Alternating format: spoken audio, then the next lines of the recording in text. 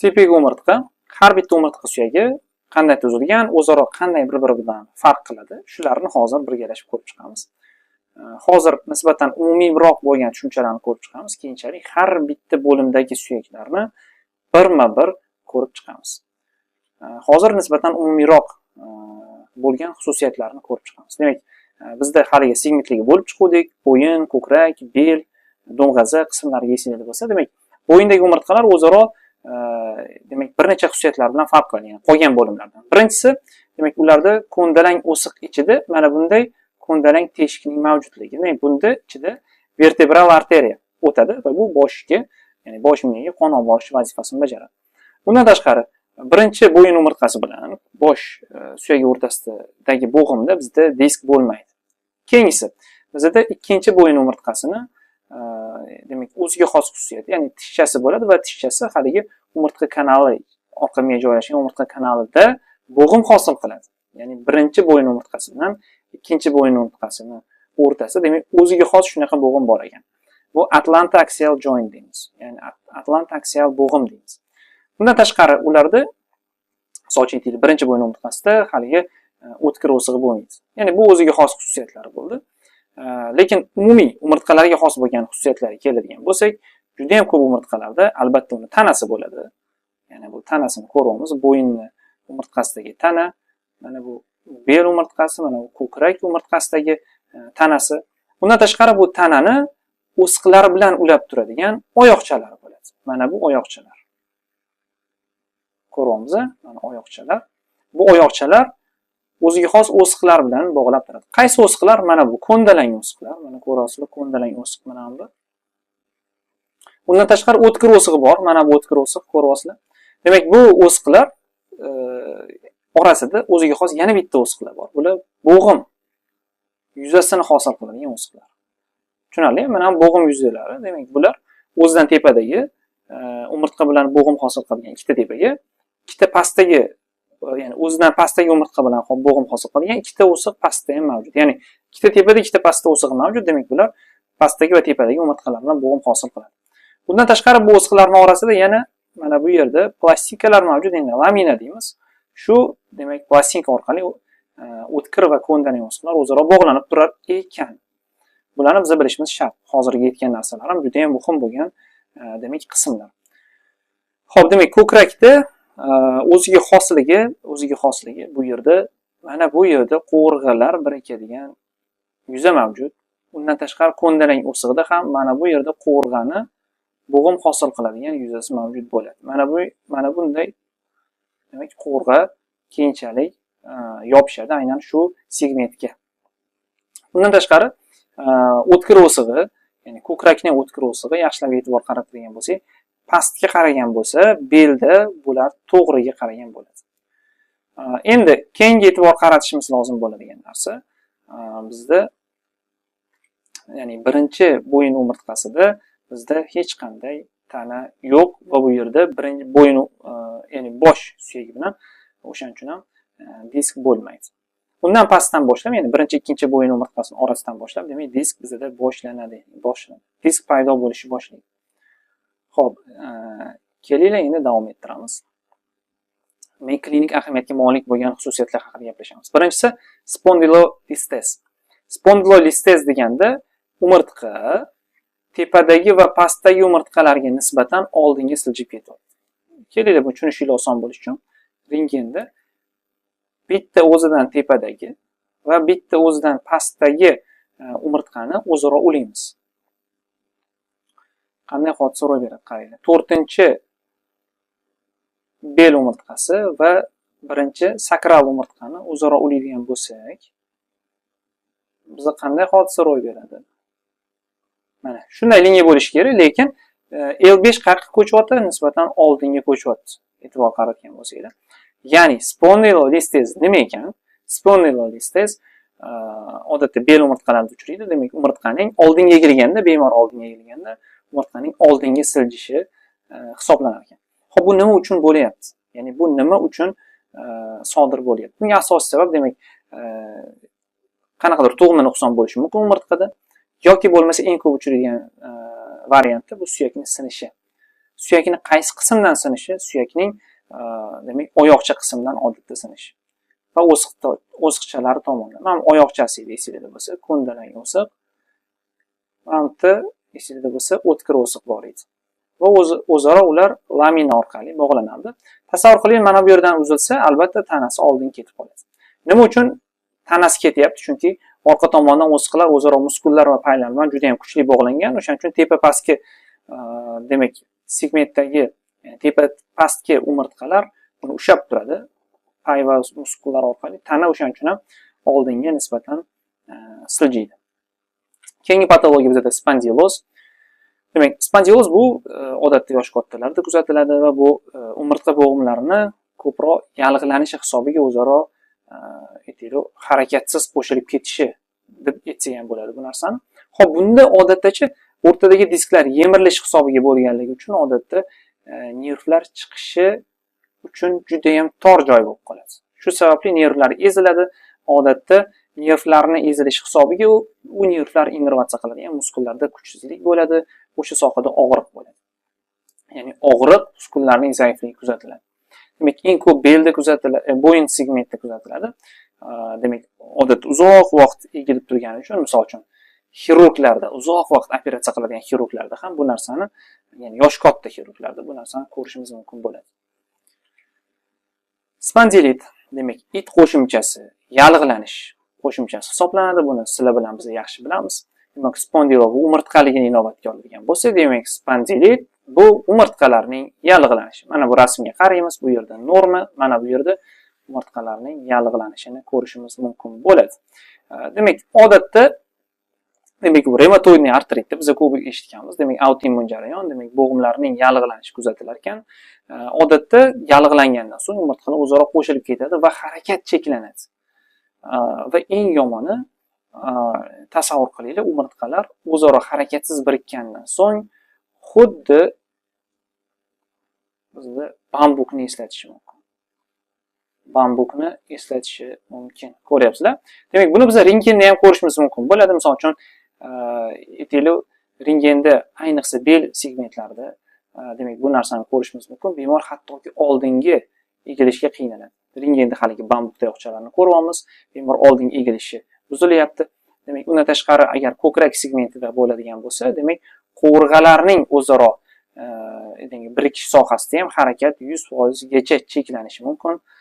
Demak, bu spondilit demak, bemorda odatda ertalabki juda ham kuchli og'riqni, harakat cheklanishini yuzaga keltiradi.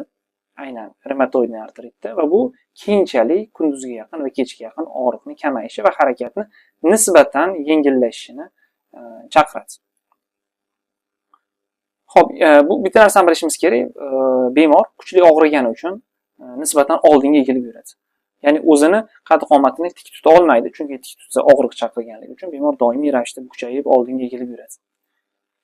Keyingisi, demak, shaurman kasalligi, demak, bu juvenil kifoz degan bo'ladi, ya'ni yoshlarda kuzatiladigan kifoz degan bo'ladi. Demak, bu odatda, demak, umurtqalarning epifiz qismi, ya'ni to'g'ay qismini zararlanishi hisobiga bo'lyapti, nekroz hisobiga bo'lyapti. Yaxshilab e'tibor qaratsangiz, normada, demak, ko'krak segmentini egriligi, demak, nisbatan mana bu yerda normasi tasvirlangan. Demak, umurtqalar o'zaro ustidagi epifiz qismining nekrozi kuzatilganligi uchun yaxshilab qarasanglar, egrilik haddan tashqari kuchayib ketgan. Ko'rdinglar? O'shaning uchun ham juvenil kifoz deyilyapti. Kifozni biz oldingi videoda gaplashdik, ya'ni ko'krak egriligining haddan tashqari oshib ketishini biz kifoz deb aytardik. Xo'p, simptomlar demak, o'sha demak, vaqti bilan demak, og'riq mana ko'rib turganingizdek va albatta bemorni gavdasini tik tutishi kuchli og'riq chaqiradi. Bundan tashqari bemorda nafaqat demak, epifiz qismi, balki paylar yopishadigan sohada ham kuchli og'riqlar bo'lishi mumkin. Buni tendinit deymiz. Paylar tortishi kabi holatlar kuzatilishi mumkin. Keyingisi, pod kasalligi. Demak, pod kasalligi bu odatda tuberkulyozning tarqalgan turida, ya'ni millar sil deymiz. Demak, o'shanda kuzatiladi.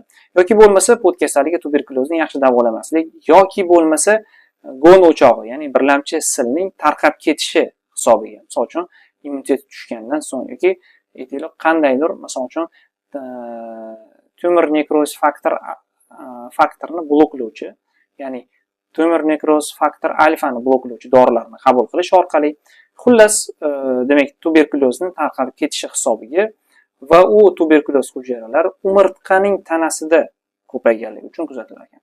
Demak, bu nima holatga sabab bo'ladi? Albatta umurtqa yumshaydi, umurtqani sinish ehtimoli juda ham yuqori bo'ladi. Agar ko'krak segmentida bo'lsa, ko'krak kifozini chaqirib chiqarishi mumkin. Bel segmentida bo'lsa, katta ehtimol bilan sinishini kuzatishi mumkin. Yoki bo'lmasa u yerda yiringli yallig'lanish va absesslarni chaqirishi mumkin. Ya'ni xullas holat yaxshi bo'lmaydi. Xo'p, yaxshilab biz e'tibor qaratishimiz lozim bo'lgan narsa nima ekan? Albatta anamnezda tuberkulyoz o'tkazgan bo'ladi va albatta biz nima qilamiz? Kompyuter tomografiya yoki MRT tekshiruvini o'tkazishimiz kerak bo'ladi. Demak, kuchli yallig'lanish, qonda sepsisga o'xshash jarayon bo'lganligi uchun bemor ozib ketadi, uzoq oylab anamnezda yo'tal, kechqurun kuchli terlash, xullas tuberkulyozning belgilarini biz ko'ramiz. Albatta ozish bo'ladi. Agar qonni tekshiradigan bo'lsak, demak qonda leykositlar ko'tarilgan. Demak, yaxshilab tekshiradigan bo'lsak, demak haligi tekshiruv, ya'ni tekshiruv deganda men kompyuterni tomografiyani nazarda tutaman, aniq va lo'nda demak tashxis qo'yishga yordam beradi. Pot kasalligi xullas tuberkulyozning tarqalgan turida kuzatilar ekan. Spina bifida occulta. O'zi umuman spina bifida deganda biz orqa miyaning tug'ma nuqsonini tushunamiz.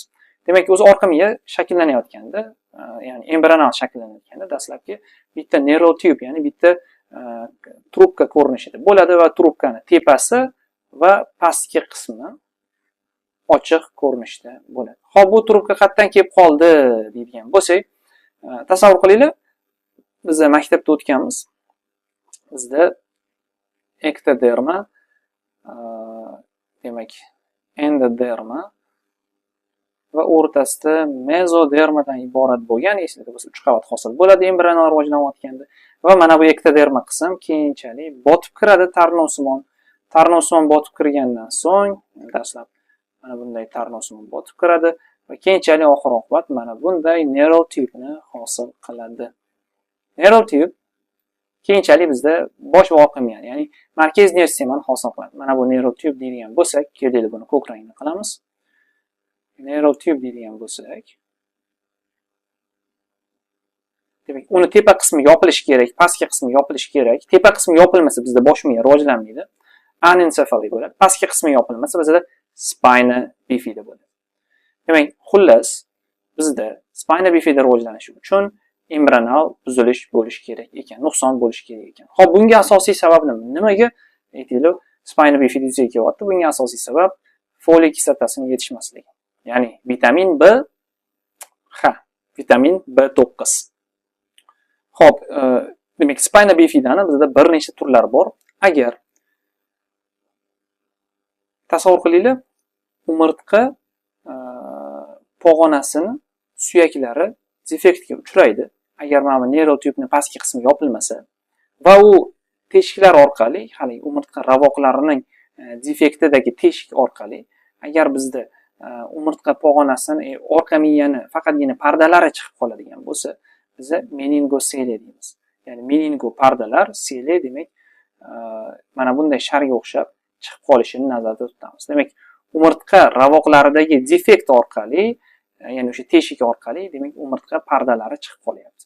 Agar shu pardalar bilan birga orqa miya ham chiqadigan bo'lsa, bizda meningomieloseliya deymiz. Meningo pardalar, mielo orqa miya, seliya haldagi chiqib qolishini nazarda tutganmiz.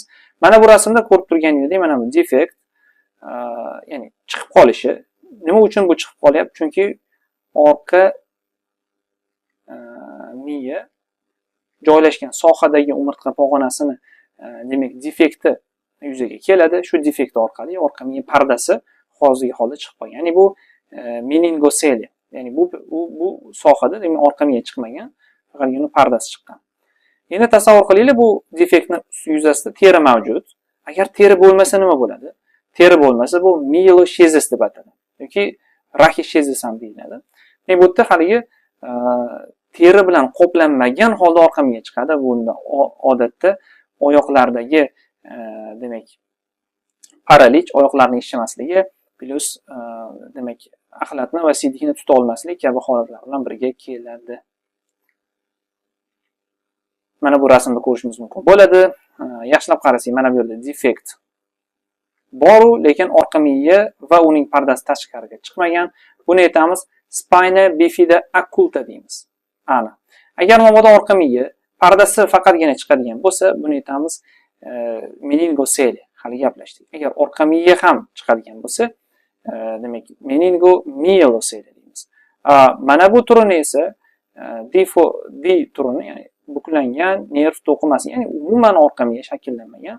Buni rakishizis deymiz. Nima uchun bu sodir bo'lyapti?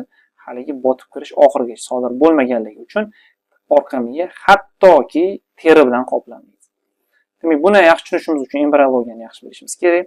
Ya'ni dastlabki hali aytganimdek, bizda mana bu botib kirganidan so'ng mana bu tashqarida qolgan qoplamadan teri rivojlanadi.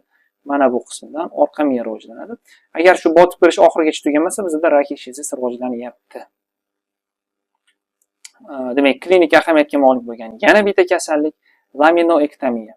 Orqa miyadagi qanaqadir strukturalarda o'zgarish yuzaga keltirmoqchi bo'lsak, misol uchun aytaylik, ichkarida stenoz bo'lib qoldi orqa miya kanalida yoki bo'lmasa ichkarida qanaqadir o'sma jarayoni bor. Biz orqa miya kanaliga dopusk olishimiz kerak. Ya'ni orqa miyagacha kirib borishimiz kerak. Bunda laminektomiya operatsiyasi amalga oshiriladi, ya'ni bemorning tanasini orqasida kesma qilib bajariladigan operatsiya turi bu. Demak, umurtqaning oyoqchalarini kesar ekanmiz bu payt. Demak, oyoqchalar haligi tana, demak, oyoqchalari yoki ravog'ini odatda va yana lamina qismi kesiladi. Yaxshilab bekorga laminektomiya deyilmayapti. Yaxshilab qarasak, mana bu oyoqchalar qismi edi, mana bu yerda lamina qismi kesiladi. Ya'ni plastinka deb tarjima qildik biz. Mana shu plastinka qismi kesilyapti. Shu sababli mana uzun o'siq, ya'ni o'tkir o'siq bilan lamina qismi olib tashlandi va orqa miyaga bizda dopusk bo'ldi. Ana bu yerda demak biz o'z amaliyotimizni amalga oshirishimiz mumkin bo'ladi.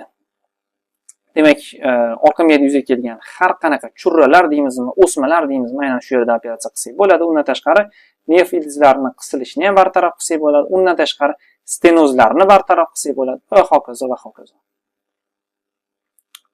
Yoki bo'lmasa umurtqalar singanda, demak, yoki boshqa turdagi amaliyotlarni amalga oshirishda ham aynan orqa sohadan odatda demak kesma qilinadi.